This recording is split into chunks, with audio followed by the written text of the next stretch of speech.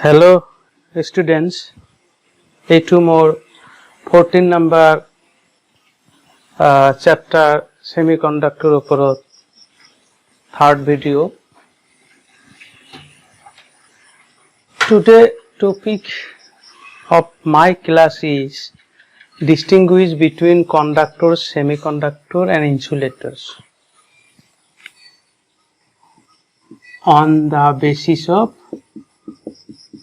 on the basis of energy band theory.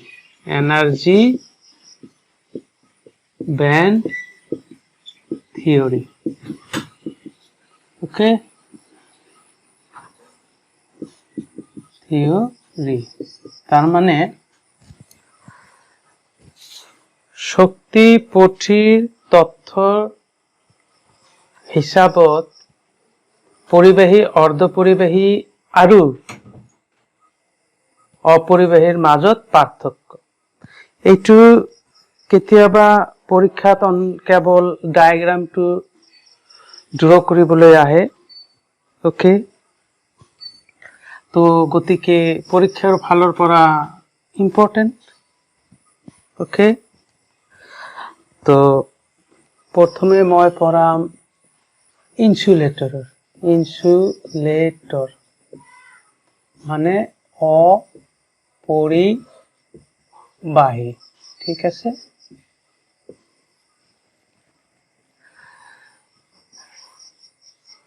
অপরিবাহী মানে এইবিলাক হল valence electron মানে যোজক ইলেকট্রন অপরিবাহীত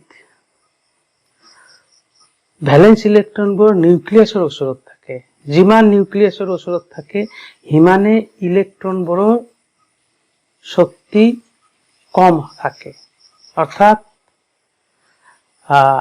ভ্যালেন্স ইলেকট্ৰন যোজক ইলেকট্ৰনবোৰৰ শক্তি অপৰিবাহীত কম থাকে ঠিক আছে তো হাইট কি দিয়ে ডায়াগ্ৰামৰ height to the energy of electrons এইবিলাক কি ইলেকট্ৰন যোজক ইলেকট্ৰন ইহঁতৰ এনার্জি কিমান থাকে কম থাকে এই হাইট কম থাকে তেনেহলে হাইট টু এইখিনি লৈকে এনার্জি হ'ব এইখিনি এইবিলাক এনার্জি লেভেলস কি হয় এই ভ্যালেন্স ইলেকট্ৰনবোৰ যোজক ইলেকট্ৰনছৰ গতিকে এইটো ভ্যালেন্স ব্যান্ড আৰু অপৰিবাহীত কণ্ডাকশন ব্যান্ডটো ভ্যালেন্স ব্যান্ডৰ বহুত দূৰত থাকে এইটো পৰিবহন পটি এইটো যোজক পটি ইহঁতৰ মাজত যিটো গ্যাপ থাকে এইটো এনাৰ্জি গ্যাপ কোৱা হয় বা নিষিদ্ধ ফাঁক অপরিবাহীর কারণে এই এনার্জি গ্যাপটো 3 ইলেকট্রন ভোল্টতকৈ বেশি হয় 3 ইলেকট্রন ভোল্টতকৈ বেশি হয় ঠিক আছে ওকে ক্লিয়ার তেনেহলে ইনসুলেটৰত মানে অপৰিবাহীত এই ভ্যালেন্স ইলেকট্ৰনবোৰ কি কাম কৰি আছে এই ভ্যালেন্স ইলেকট্ৰনবোৰ নিউক্লিয়াছৰ চাৰিওফালে ঘূৰি আছে ঠিক আছে and energy gap or forbidden gap or নিষিদ্ধ ফাঁক কিমান 3 ইলেকট্রন ভোল্টতকৈ বেশি আচ্ছা যদি somehow এই ইলেকট্ৰনবোৰ এনার্জি পাই যায় তেনেহলে এই ইলেকট্রনটো ওলাই আহিব যেতিয়া ইলেকট্রনটো ওলাই আহিব এইটো ইলেকট্রন ওলাই আহিল এইটো ঠাই হল ভ্যাকেন্ট সিট অফ ইলেকট্রন মানে ইলেকট্ৰনৰ খালি ঠাই মানে ইলেকট্ৰন নাই তেনেহলে এই ইলেকট্ৰনটো কি কৰিব এতিয়া এইবোৰ ইলেকট্ৰন ঘূৰিব নিউক্লিয়াছৰ চাৰিওফালে কিন্তু এই ইলেকট্ৰনটো ঘোৰা কামৰ পৰা ৰেহাই পালে মানে ফ্ৰী এই কাৰণে ইয়াক আমি কম ফ্ৰী ইলেকট্ৰনস এতিয়া যদি আমি ইয়াত ইলেকট্ৰিক ফিল্ড অৰ্থাৎ বিদ্যুৎ ক্ষেত্ৰ এখন এপ্লাই কৰো তেনেহলে এই ইলেকট্ৰনটো এই পেহে গতি কৰিব তার মানে electron move opposite to the electric field, কারণ electric field direction positive to negative হয়। তেনেহলে ফ্রি ইলেকট্রনটো কি কৰিব, ইলেকট্ৰিসিটি কন্ডাক্ট কৰিব, অৰ্থাৎ পৰিবাহী চালিত কৰিব। কিন্তু ইনসুলেটৰত কি হৈছে, ইনসুলেটৰত এনাৰ্জি গেপটো ইমানে বেছি যে ইয়াৰ পৰা ভ্যালেন্স ইলেকট্ৰন কন্ডাকশন বেন্ডত যাব নোৱাৰে। যদি ইলেকট্ৰন ভ্যালেন্স বেন্ডৰ পৰা কন্ডাকশন বেন্ডত জাম্প কৰিব নোৱাৰে, তেনেহলে কন্ডাকশন বেন্ডত ফ্ৰি ইলেকট্ৰন নাই। মানে এই ফ্ৰি ইলেকট্ৰন এইটো মানে বুজাইছো, যদি তাৰ মানে যদি এই ইলেকট্ৰনবোৰ 3 ইলেকট্ৰন ভোল্টৰ সমান এনাৰ্জি বা তাতকৈ বেছি এনাৰ্জি পায়, তেতিয়াহলে এই ইলেকট্ৰনটো ওলাই আহিব আৰু তেতিয়া ই ফ্ৰি হৈ যাব। আৰু ফ্রি হলে এই ইলেকট্রনটো কি বুজাইছে, এই ইলেকট্রনটো এইটো বুজাইছে, এই ইলেকট্রনটো এইটো বুজাইছে। তার মানে যদি এই অপরিবাহী যোজক ইলেকট্ৰনবোৰ কিবা প্ৰকাৰে 3 ইলেকট্ৰন ভোল্টৰ সমান শক্তি বা তাতকৈ বেছি পায়, তেনেহলে ইলেকট্ৰন যোজক পটিৰ পৰা পৰিবহন পটিলৈ জঁপিয়াব। ফলত পৰিবহন পটিত কি পাম, মুক্ত ইলেকট্ৰন ইয়া এনেকুৱা ফ্ৰি ইলেকট্ৰন। তেতিয়া কি কৰিব, ইলেকট্ৰিসিটি কন্ডাক্ট কৰিব বা বিদ্যুৎ চালিত কৰিব। কিন্তু is it possible in the case of insulator, ইনসুলেটৰত এইটো সম্ভৱ হয়নে, এইটো মই বুজাম। Can we provide 3 electron volt? Answer, theoretically possible, theoretically possible, but practically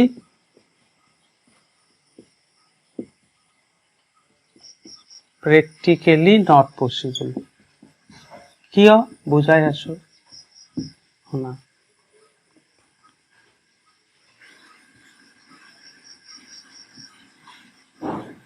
1 electron volt এইটো তোমালোকে জানাই 1.6 × 10⁻⁻19 কুলম, 19 জুল। আচ্ছা, আমি কি ইমান ইলেকট্রন যোগান ধৰিব পাৰিম? থিওৰিটিক্যালি পসিবল, প্ৰ্যাকটিক্যালি নট পসিবল। কিয় কৈ আছো, আমি যেতিয়া অপৰিবাহী 1 মিটাৰ কিউব ভলিউমৰ যদি আমি অপৰিবাহী বা ইনসুলেটৰ লওঁ, তেনেহলে ইয়াত নাম্বাৰ অফ এটমস নিয়াৰলি 10⁻28 হব।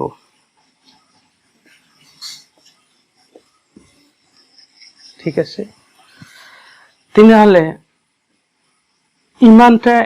ইমানটা এটমৰ ইলেকট্ৰন কিমান হব, নাম্বাৰ অফ এটা ইলেকট্ৰন কৰি লৈছো, নাম্বাৰ অফ এটা ইলেকট্ৰন কৰি ধৰিলে ইলেকট্ৰন হল হয় 10⁻28। তেনেহলে আমাৰ এনার্জি কিমান লাগিল হয়, এটা ইলেকট্রনের কারণে এনার্জি লাগে 3 ইলেকট্রন ভোল্ট। কিমানটা ইলেকট্রন আছে, 10⁻28 ইলেকট্রন আছে। 3 × 1.6 × 10⁻⁻19 × 10⁻28, এইটো নিয়ারলি হয় 10⁹ জুল। দেখা, 1 মিটার কিউব আয়তনৰ যদি আমি ইনসুলেটৰ লওঁ, তাত নাম্বাৰ অফ এটমস 10⁻28 প্ৰায় হয়। আৰ নাম্বাৰ অফ এটমসৰ হিসাবত যদি নাম্বার অফ ইলেকট্রনস এটাকৈ আমি পঠাই দিওঁ, তেনেহলে কিমান ইলেকট্রন হ'ব, 10⁻28। এটা ইলেকট্রন এই যোজক পটিৰ পৰা পৰিবহন পটিলৈ যাওঁতে কিমান এনাৰ্জি লাগিব, কমসে কম মিনিমাম 3 ইলেকট্ৰন ভোল্ট লাগিব। তাৰ মানে এটা ইলেকট্ৰন লৈ যাওঁতে যোজক পটিৰ পৰা পৰিবহন পটিলৈ যাওঁতে ইমান এনার্জি লাগিব। তো কিমানটা ইলেকট্রন আছে, ইমানটা। 1 ইলেকট্রন ভোল্ট কি 1.6 × 10⁻⁻19, এইটো কৰিলে কি পাই যাও 10⁻⁹ 9 জুল। ইমান এনাৰ্জি আমাক ইনসুলেটৰ অপৰিবাহীত যোগান ধৰিব লাগিব। কিন্তু ইমান এনাৰ্জি ইমান শক্তি যেতিয়া আমি ইনসুলেটৰ বা অপৰিবাহীত যোগান ধৰিম তেতিয়া ইনসুলেটৰটো জ্বলি যাব। তাৰ মানে হল আমি ইমান এনাৰ্জি ইনসুলেটৰক প্ৰভাইড কৰিব নোৱাৰো। যদি ইমান এনাৰ্জি ইনসুলেটৰক মানে অপৰিবাহীত যোগান ধৰিব নোৱাৰো তেনেহলে এই ইলেক্ট্ৰনবিলাক ওলাই নাহে। তেনেহলে এই ইলেক্ট্ৰনবিলাক কি ইলেক্ট্ৰন হৈ থাকিল? যোজক ইলেক্ট্ৰন। যোজক ইলেক্ট্ৰন কত থাকে? যোজক পটিত। তাৰ মানে ইনসুলেটৰত এটা কথা ক্লিয়াৰ হৈ গল, ভ্যালেন্স ব্যান্ড মানে যোজক পটি ইজ কমপ্লিটলি ফিল্ড হৈ থাকে। ইনসুলেটৰত যোজক পটি কমপ্লিটলি ফিল্ড হৈ থাকে। তাৰ মানে গোটেই ইলেক্ট্ৰন যোজক পটিত থাকে। 2 নম্বৰ, ইনসুলেটৰত কন্ডাকশন ব্যান্ডত কোনো ফ্ৰি ইলেক্ট্ৰন নাই, কাৰণ আমি ইমান শক্তি দিব নোৱাৰো। তাৰ মানে পৰিবহন পটি ইজ এমটি। আৰ যেতিয়া এমটি হব, কোনো ফ্ৰি ইলেক্ট্ৰন নাই, তো বিদ্যুৎ পৰিবহন কৰিব নোৱাৰে। তো দুটা কথা ক্লিয়ার। 3টা কথাই ক্লিয়ার হয়েছে যে অপরিবাহিত এনার্জি গ্যাপ বা নিষিদ্ধ পটি 3 ইলেকট্রন ভোল্টতকৈ বেশি। 2 number, valence band is completely field মানে যোজক পটি সম্পূৰ্ণৰূপে পূৰ্ণ হয়ে থাকে। 3 number, conduction band is empty মানে পৰিবহন পটি একেবাৰে শূন্য। গতিকে অপৰিবাহীয়ে বিদ্যুৎ পৰিবহন কৰিব নোৱাৰে। নেক্সট আহিব সেমিকন্ডাক্টৰ। ঠিক আছে, ঠিক আছে। সেমি কন্ডাক্টৰ মানে অৰ্ধ পৰিবাহী। ঠিক আছে, অৰ্ধ পৰিবাহী কেনেকুৱা? অৰ্ধ পৰিবাহী জেনাৰেলি আমি এটম হিসাবে সিম্পলেস্ট ফৰ্ম এটমটো লম, জাৰ্মেনিয়াম এন্ড সিলিকন। ইহঁতৰ যোজক কক্ষত 4টা ইলেক্ট্ৰন থাকে কাৰণে ইহঁতে আন 4টা ওচৰৰ সিলিকন পৰমাণুৰ লগত কোভেলেন্ট বন্ড ফৰ্মেশন কৰি থাকে। মানে সিলিকনে ইহঁতৰ ওচৰত থকা বেলেগ 4টা সিলিকন পৰমাণুৰ লগত কি কৰি থাকে? সহযোজী বন্ধনী গঠন কৰি থাকে। তাৰ মানে এই ইলেক্ট্ৰন বিলাক কোৱা, এই যে ইলেক্ট্ৰন, এই ইলেক্ট্ৰন বোৰ কত আছে? কোভেলেন্ট বন্ড সহযোজী বন্ধনীত। এই ইলেক্ট্ৰন বোৰৰ বৈশিষ্ট্য কি? এই ইলেক্ট্ৰনটো ইয়াৰ ধৰা আৰু এই ইলেক্ট্ৰনটো ইয়াৰ, কিন্তু কি হয় এই ইলেক্ট্ৰনটো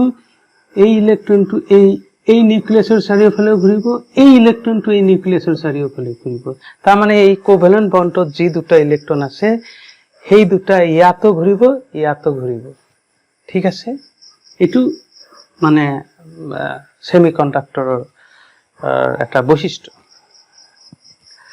তো বুজাই আছো। এইটো হল এনাৰ্জি অফ ইলেকট্ৰনস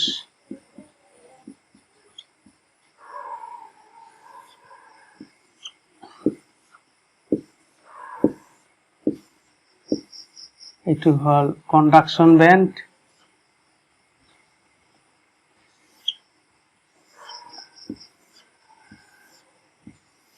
এইটো হল ভ্যালেন্স ব্যান্ড।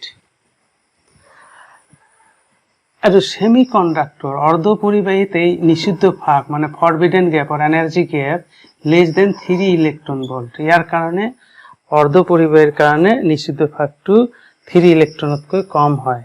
জাৰ্মেনিয়ামৰ কাৰণে 0.7 ভোল্ট হয়, সিলিকনৰ কাৰণে 0.5 ভোল্ট হয়। আচ্ছা, ঠিক আছে। এতিয়া at room temperature at 0 kelvin মানে উষ্ণতা নাই, টেম্পারেচার 0। টেম্পারেচার 0 হলে কাইনেটিক এনার্জি সেই ইলেক্ট্রন বিলাকৰ কাইনেটিক এনার্জি নাপায়। তার মানে the electrons in the covalent bonds, the electrons in the covalent bonds, এগুলো কি electrons? Valence electrons.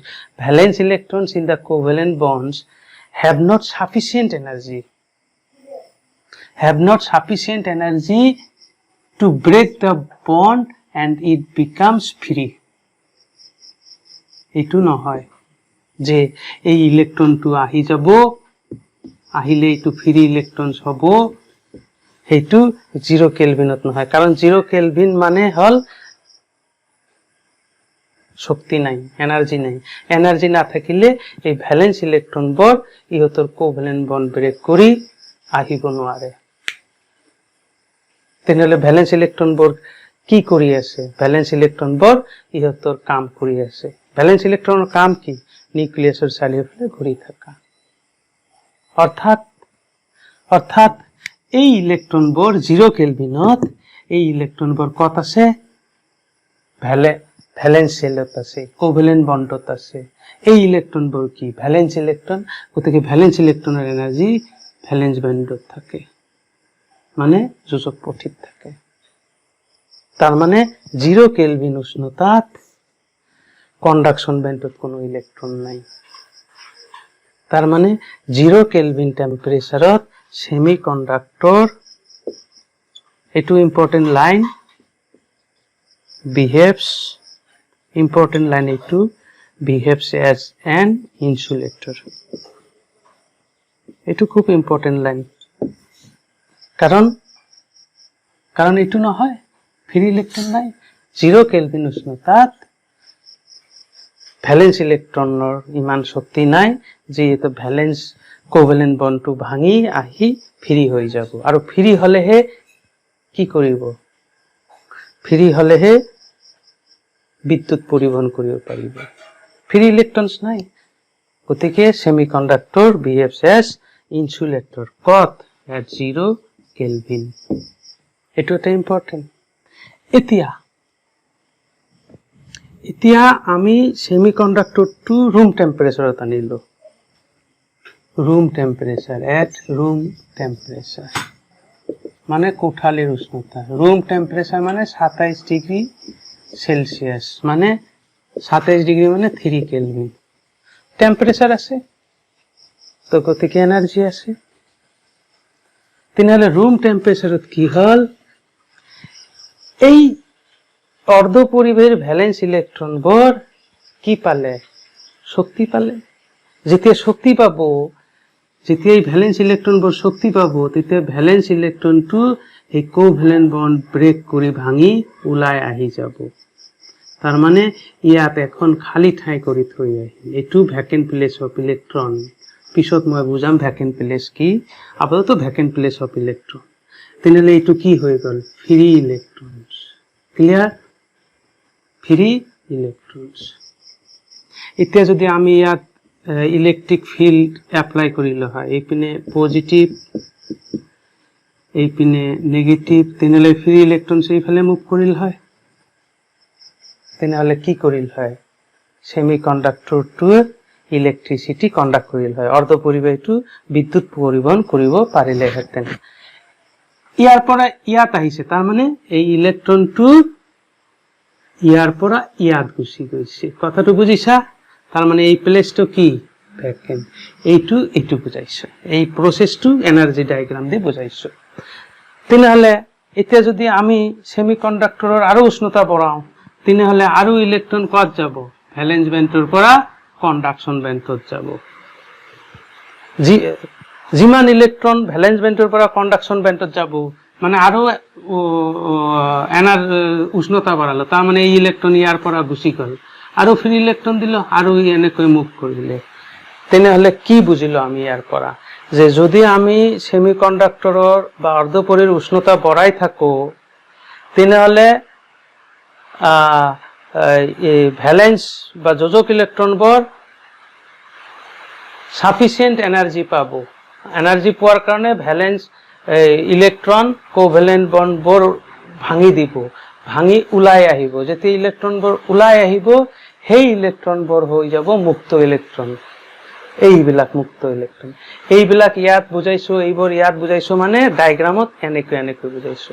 এতিয়া আমি পৰিবহন বা কণ্ডাকশন পটিত আমি ইলেক্ট্ৰন পালো, তাৰ মানে এইটো বুজালে যে সেমিকন্ডাক্টৰে বিদ্যুৎ পৰিবহন কৰিব পাৰে। মানে সেমিকন্ডাক্টৰৰ পৰিবাহিতা বা সেমিকন্ডাক্টৰৰ কণ্ডাক্টিভিটি কাৰ ওপৰত ডিপেন্ড কৰিলে? নাম্বাৰ 1,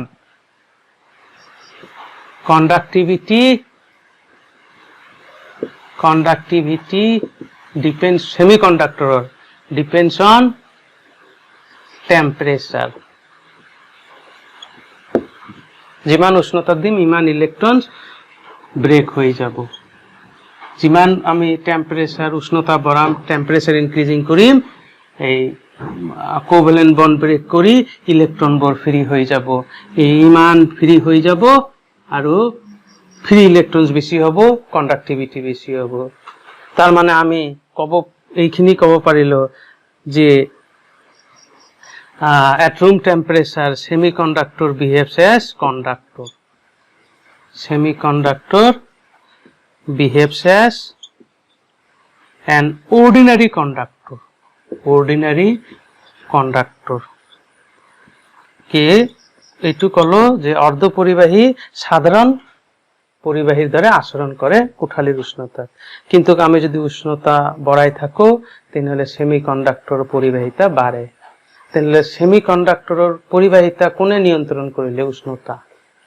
তাহলে আৰু এটা কথা আমি পালো যে the conductivity of semiconductor is controlled by temperature, and temperature we can't control.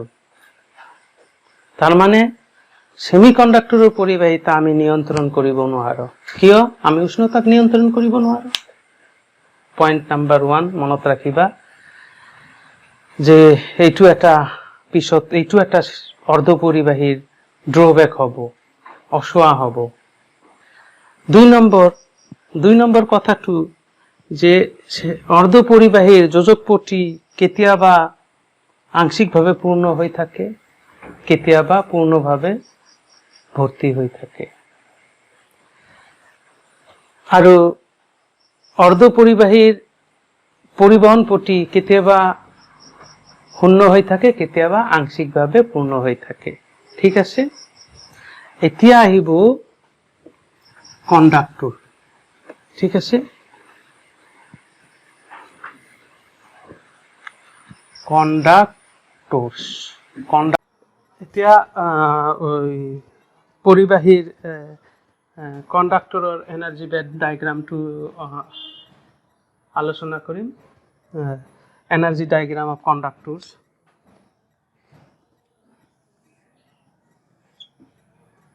Into energy of electrons. Okay. আচ্ছা, এইটো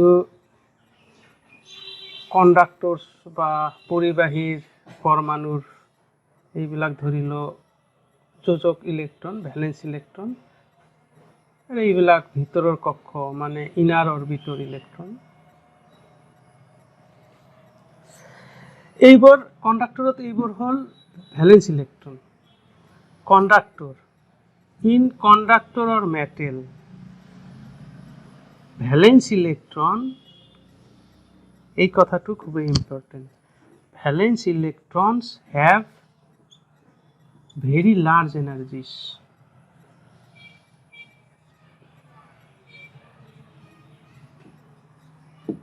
খুবই ইম্পর্টেন্ট কথা। এই কন্ডাক্টরত এই ভ্যালেন্স ইলেকট্ৰনবোৰ যোজক ইলেকট্ৰনবোৰৰ শক্তি যথেষ্ট বেশি থাকে, কাৰণ নিউক্লিয়াসৰ পৰা এই ভ্যালেন্স ইলেকট্ৰনবোৰ যোজক ইলেকট্ৰনবোৰ বহুত দূৰত থাকে। নিউক্লিয়াসৰ পৰা যিমান দূৰত থাকিব সিমান ইলেকট্ৰনবোৰৰ শক্তি বেশি হ'ব। যেহেতু কন্ডাক্টৰ বা মেটেলত ভ্যালেন্স ইলেকট্ৰনবোৰৰ শক্তি বেশি, আৰু ইয়াত এনাৰ্জি ডায়াগ্ৰামত হাইট দি আমি শক্তি ৰিপ্ৰেজেন্ট কৰো, তেনেহলে ইয়াৰ পৰা হাইট এইখিনিৰ পৰা নহয়, এইখিনিৰ পৰা আৰম্ভ কৰো। ঠিক আছে, এইখিনিও নহয়, ইয়াৰ পৰা। তেনেহলে এইবিলাক এনার্জি সেল শক্তি স্তর বহুত শক্তি স্তর লইয়ে কি হয় শক্তির প্রতি এনার্জি ব্যান্ড হয় তেনেহলে এই ভ্যালেন্স ইলেকট্রন বোৰৰ এনাৰ্জি বেশি গতিকে এইবোৰ ইয়াত থাকিব এইবিলাকৰ এনাৰ্জি কম গতিকে এইবোৰ ইয়াত থাকিব ঠিক আছে তো এইবোৰ কি এইবোৰ হল ভ্যালেন্স ইলেকট্ৰন এই ভ্যালেন্স ইলেকট্ৰন কি কাম কৰি আছে ভ্যালেন্স ইলেকট্ৰন এতিয়া কাম কৰি আছে ভ্যালেন্সি জব তো ভ্যালেন্সি জব কি ভ্যালেন্সি জব হল যে ভ্যালেন্স ইলেকট্রন যোজক ইলেকট্ৰনবোৰ নিউক্লিয়াসৰ চাৰিওফালে ঘূৰি আছে কিন্তু কন্ডাক্টৰত কি হয় যেহেতু ইহঁতৰ এনাৰ্জি বহুত বেশি যদি আমি বৈদ্যুতিক ক্ষেত্ৰ অৰ্থাৎ ইলেকট্ৰিক ফিল্ড এপ্লাই কৰো তেনেহলে কি হয় এই যোজক ইলেকট্ৰনবোৰ ওলাই আহি যায় এখিনি ভ্যাকেন্সিট হৈ যায় যেতিয়া এই ইলেকট্ৰনটো ওলাই আহি যায় তেতিয়া এই ইলেকট্ৰনটো এইফালে গতি কৰিব ইলেকট্ৰন যেতিয়া গতি কৰিব তেতিয়া বিদ্যুৎ পৰিবহন কৰিব মানে ইলেক্ট্ৰিসিটি কন্ডাক্ট কৰিব এতিয়া এই ইলেকট্ৰনটো ভ্যালেন্স সেলৰ পৰা ওলাই আহিল তাৰ মানে এই ইলেকট্ৰনটো ওলাই আহিল মানে কি এতিয়া ইয়াৰ এনাৰ্জি বহুত হল তেনেহলে এতিয়া এই ইলেকট্ৰনটো আৰু নিউক্লিয়াসৰ চাৰিওফালে ঘূৰি থকা নাই গতিকে এই ইলেকট্ৰনটো ফ্ৰি ইলেকট্ৰনস আৰু ফ্ৰি ইলেকট্ৰনস হোৱাৰ কাৰণে কি কৰিব ফ্ৰি ইলেকট্ৰনস হোৱাৰ কাৰণে ই বিদ্যুৎ পৰিবহন কৰিব ইলেক্ট্ৰিসিটি কন্ডাক্ট কৰিব আৰু এই ইলেকট্ৰনটোৰ এনাৰ্জি বেশি এই ইলেকট্ৰনটোৰ নাম আমি কি দিছিল কন্ডাকশন ইলেকট্ৰন মানে পৰিবহন ইলেকট্রন কন্ডাকশন ইলেকট্রনের এনার্জি বেশি গতিকে কত থাকিব এইখিনিত থাকিব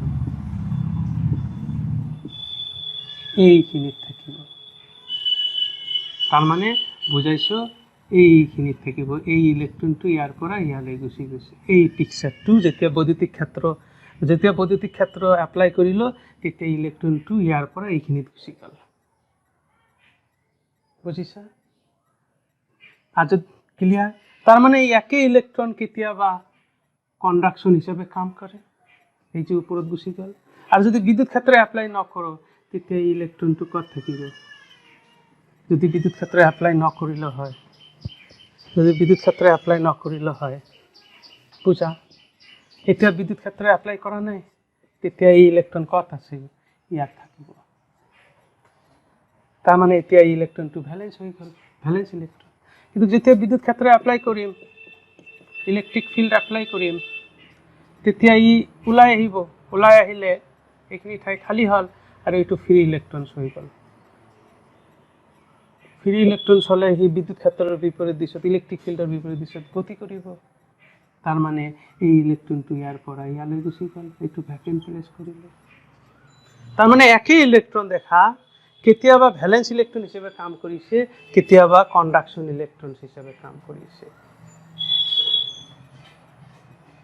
কি বুঝিছা তাৰ মানে কিন্তু এইবোৰ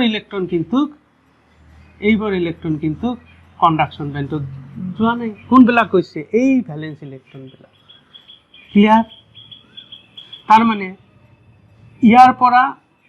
ইয়াৰ পৰা এইখিনিয়ে ভ্যালেন্স ব্যান্ড যোজক পটি হিসাবে কাম কৰিছে ক্লিয়ার আকৌ ক্লিয়ার এই ইলেকট্রন এইখিনি ইলেকট্রন এইটো আকৌ কেতিয়াবা এনার্জি পালে আকৌ কন্ডাকশন ব্যান্ড লৈ গুচি গৈছে একই ইলেকট্রন একই ইলেকট্রন কেইটা আকৌ বৈদ্যুতিক ক্ষেত্ৰ যেতিয়া আমি এপ্লাই কৰো তেতিয়া একই ইলেকট্ৰন আকৌ ভ্যালেন্স ব্যান্ডৰ পৰা বা যোজক পটিৰ পৰা ওলাই অহাৰ ফলত কি হৈছে ফ্ৰি ইলেকট্ৰনস হৈছে আৰু ফ্ৰি ইলেকট্ৰনস মানে কি ইলেক্ট্ৰিসিটি কন্ডাক্ট কৰিব পাৰিছে তাৰ মানে এইবিলাক এতিয়া কি ফ্ৰি ইলেকট্ৰনস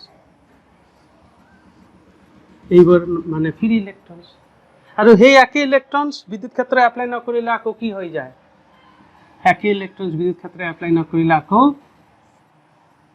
যোজক ইলেকট্ৰন হৈ যায়।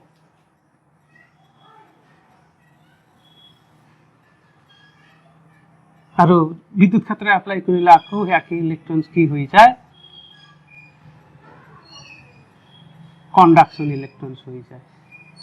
কথাখিনি বুজিছা? তার মানে ইয়ার পৰা এইখিনিলৈকে কন্ডাকশন ব্যান্ড হিসাবে কাম কৰিছে পৰিবহন পটি।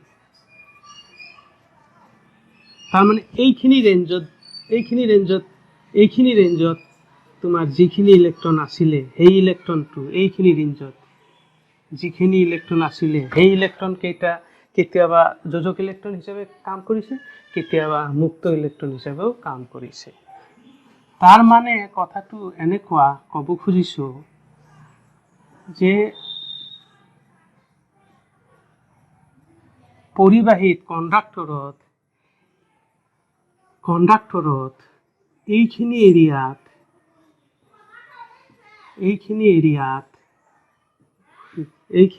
যিবোৰ ইলেকট্ৰন আছে সেই ইলেকট্ৰনবোৰ যোজক ইলেকট্ৰন হিসাবেও কাম কৰিছে আৰু পৰিবহন ইলেকট্ৰন হিসাবেও কাম কৰিছে। ইয়াৰ অৰ্থ হল যে কন্ডাকশন ব্যান্ড পৰিবহন পটি আৰু ভ্যালেন্স ব্যান্ড ওভাৰলেপিং হৈ আছে। ওভাৰলেপিং মানে পৰিবহন পটি আৰু যোজক পটি মিক্স আপ হৈ গৈছে। মিক্স আপ হোৱাৰ অৰ্থ হল, ওভাৰলেপিং হোৱাৰ অৰ্থ হল নো এনাৰ্জি গ্যাপ। তাৰ মানে পৰিবহন পটি আৰু যোজক পটিৰ মাজত কোনো নিষিদ্ধ ফাঁক নাথাকে। তার মানে there is no energy gap between the conduction band and valence band in conductor। আৰু সেই কাৰণে গ্যাপ না থাকাৰ কাৰণে ভ্যালেন্স ব্যান্ডেৰ পৰা ইলেকট্ৰন কন্ডাকশন ব্যান্ড লৈ সহজে যাব পাৰে। সহজে যোৱাৰ অৰ্থ হল পৰিবাহীয়ে অতি সহজে বিদ্যুৎ প্ৰবাহ চালিত কৰিব পাৰে। তার মানে the electrons in valence band can jump easily to conduction band easily, so the conductor conduct electricity very easily। তার মানে কন্ডাক্টরের পরিবাহিতা বেশি। Thank you. ফিনিশ।